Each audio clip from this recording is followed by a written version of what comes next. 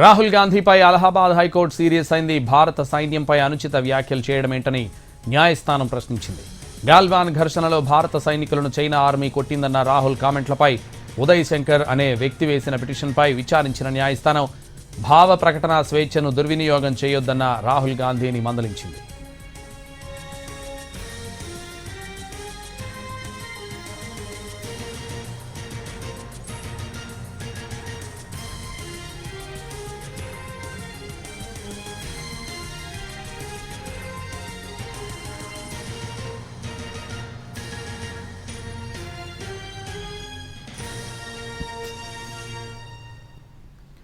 Rahul గాంధీపై Allahabad high court serious అయింది.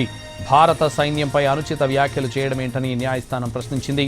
గాల్వాన్ ఘర్షణలో భారత సైనికులను చైనా ఆర్మీ కొట్టిందన్న రాహుల్ కామెంట్లపై ఉదయ్ శంకర్ అనే వ్యక్తి వేసిన పిటిషన్పై విచారించిన న్యాయస్థానం భావ ప్రకటన స్వేచ్ఛను దుర్వినియోగం చేయొద్దని రాహుల్ గాంధీని మందలించింది.